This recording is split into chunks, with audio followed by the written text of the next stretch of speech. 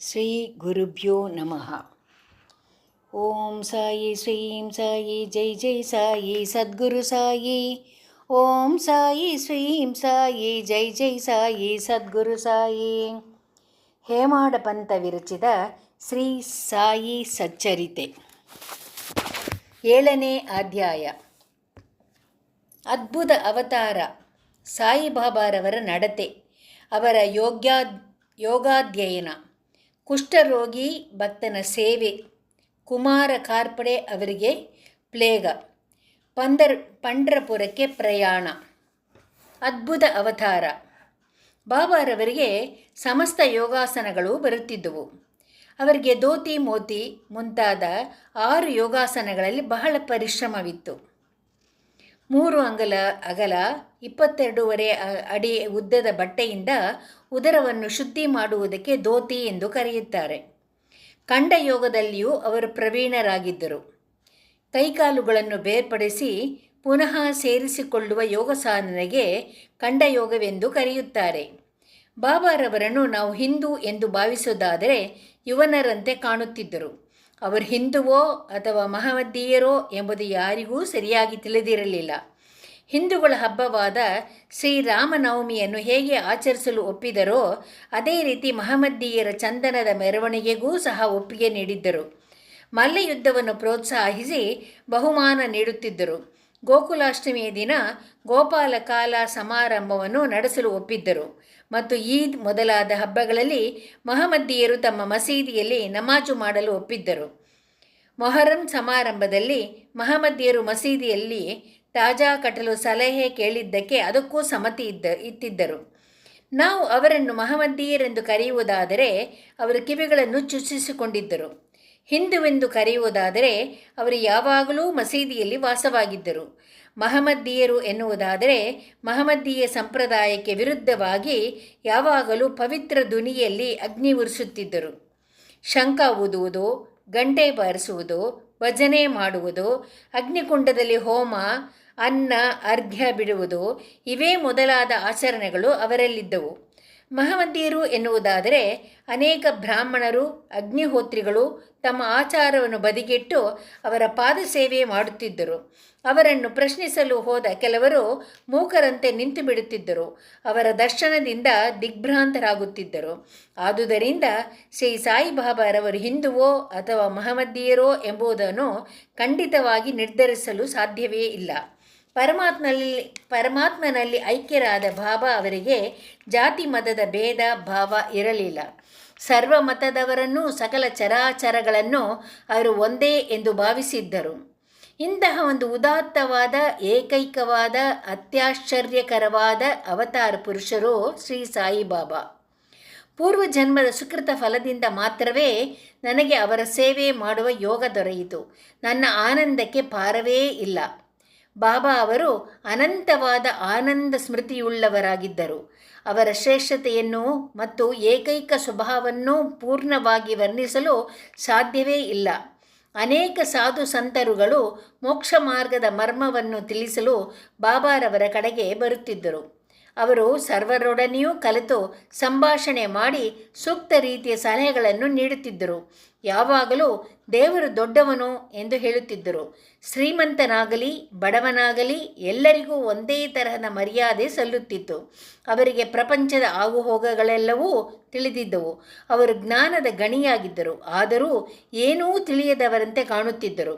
ಮನುಷ್ಯ ರೂಪಿಗಳಾಗಿದ್ದರೂ ಅವರ ಕೆಲಸಗಳಲ್ಲಿ ದೈವಿಕತೆ ತುಂಬಿತ್ತು. ಸರ್ವರೂ ಅವರನ್ನು ದೇವರೆಂದೇ ಭಾವಿಸಿದ್ದರು. ಸಾಯಿಬಾಬಾರವರ ಆಚರಣೆ. ಬಾಬಾರವರು ಶಿರಡಿಯಲ್ಲಿಯ ಸಮಸ್ತ ದೇವಾಲಯಗಳನ್ನು ದುರಸ್ತಿಪಡಿಸಿದರು.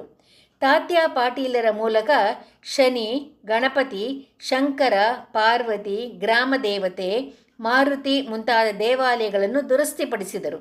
ಅಂತೆಯೇ ಅವರು ಧರ್ಮಿಷ್ಠರಾಗಿಯೂ ಮತ್ತು ದಾನಶೀಲರಾಗಿಯೂ ಇದ್ದರು.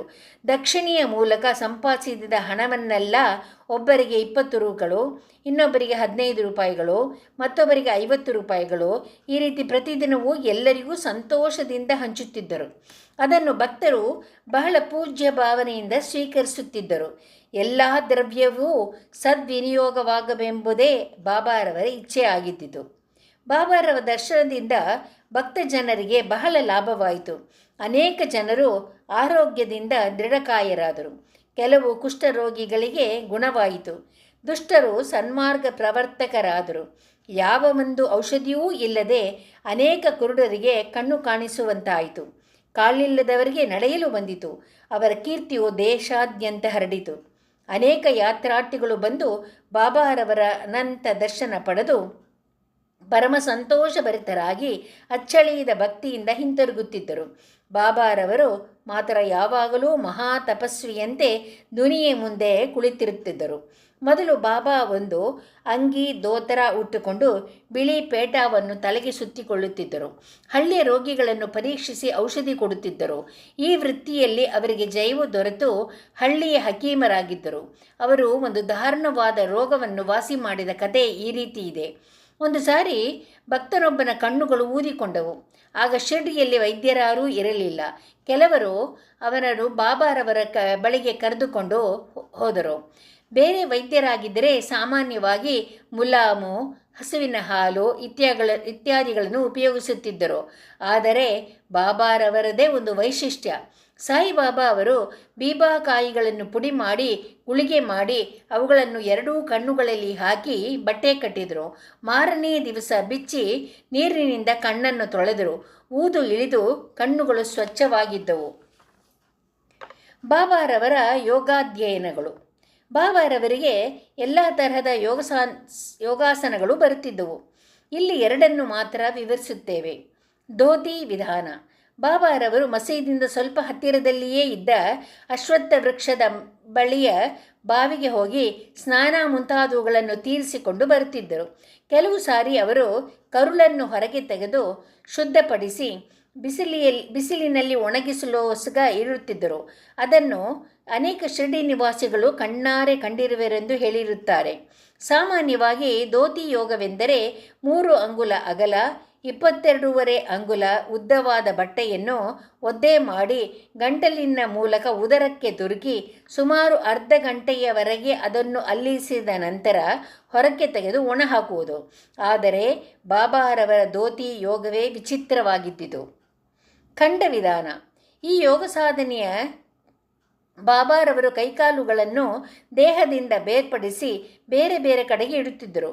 ಒಂದು ಸಾರಿ ಅವರು ಈ ಯೋಗ ಸಾಧನೆಯಲ್ಲಿ ನಿರತರಾಗಿದ್ದಾಗ ಒಬ್ಬನು ಇದನ್ನು ನೋಡಿ ಆಶ್ಚರ್ಯಗೊಂಡನು. ಬಾಬಾರವರನ್ನು ಯಾರೋ ಕೊಲೆ ಮಾಡಿದ್ದಾರೆ ಎಂದು ಭಾವಿಸಿ ಹಳ್ಳಿಯವರಿಗೆ ಈ ಸಂಗತಿ ತಿಳಿಸಬೇಕೆಂದು ನಿಶ್ಚಯಿಸಿಕೊಂಡನು.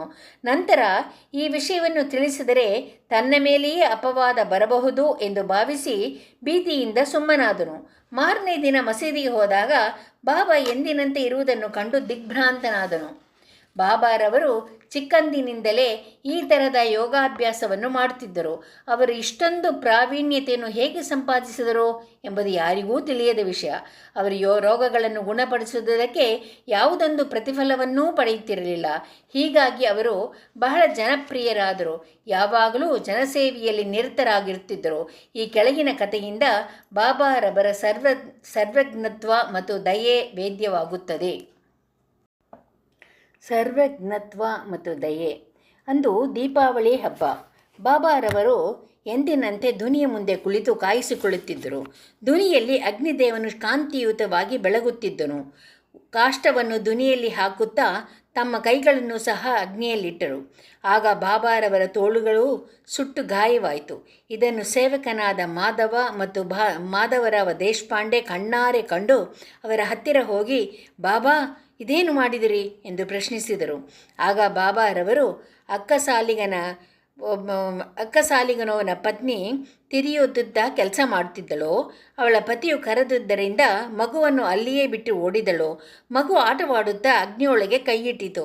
ಆ ಮಗುವನ್ನು ರಕ್ಷಿಸಲೋಸುಗ ಕೂಡಲೇ ಈ ರೀತಿ ಮಾಡಿದನು. ನನ್ನ ಕರಗಳು ಬೆಂದರೂ ಪರವಾಗಿಲ್ಲ, ಆ ಮಗು ಬದುಕಿಕೊಂಡಿತು. ಅದೇ ನನಗೆ ಸಂತೋಷ ಎಂದರು. ಕುಷ್ಠಭಕ್ತನ ಸೇವೆ.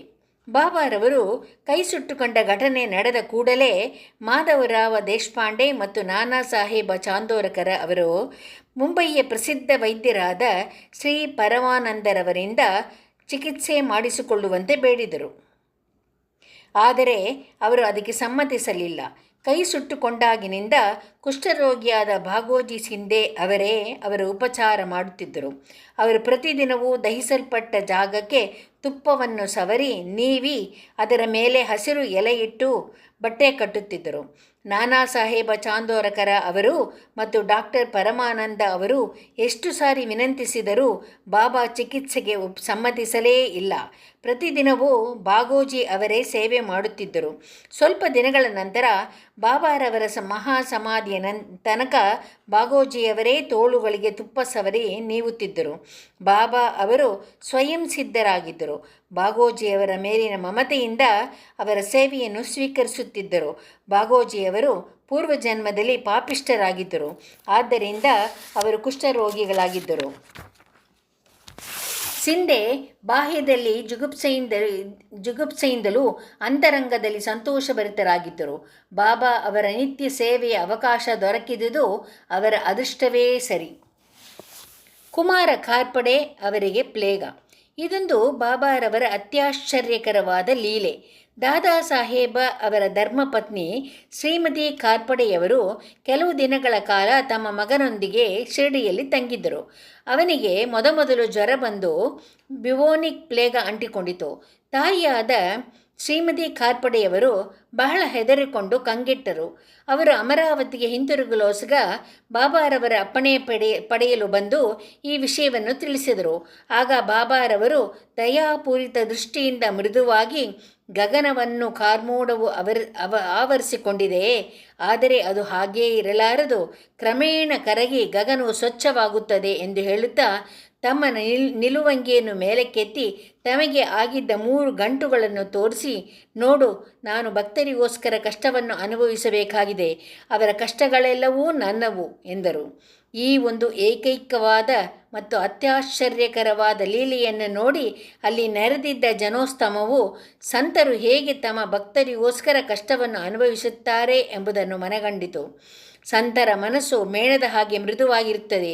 ಮೇಲಾಗಿ ಅದು ಬೆಣ್ಣೆ ಹಾಗೆ ಒಳಗೂ ಹೊರಗೂ ಮೃದುವಾಗಿರುತ್ತದೆ.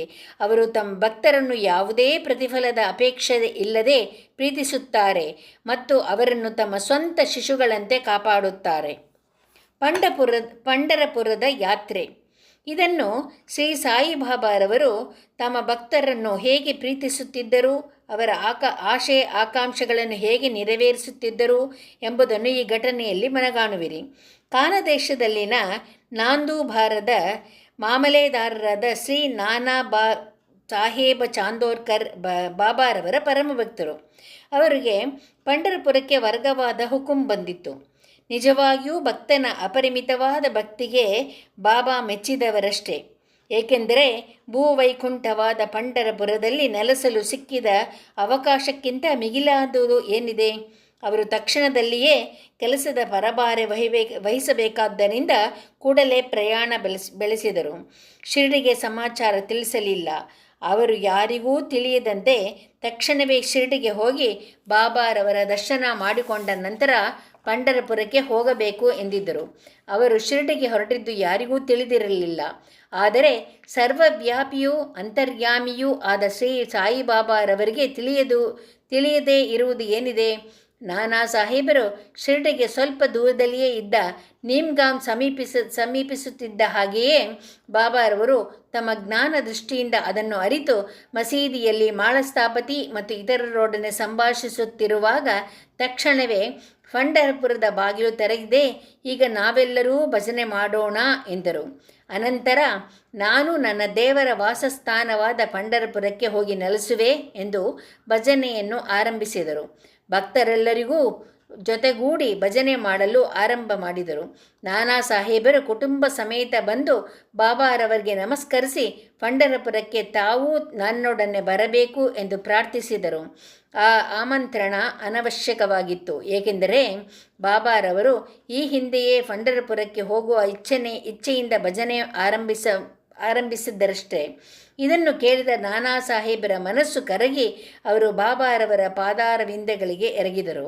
ಅನಂತರ ಅವರ ಆಶೀರ್ವಾದ ಉದಿ ತೆಗೆದುಕೊಂಡು ಪಂಢರಪುರಕ್ಕೆ ಪ್ರಯಾಣ ಬೆಳೆಸಿದರು. ಶ್ರೀ ಸಾಯಿ ಪ್ರಣಾಮ್. 7ನೇ ಅಧ್ಯಾಯ ಮುಕ್ತಾಯ.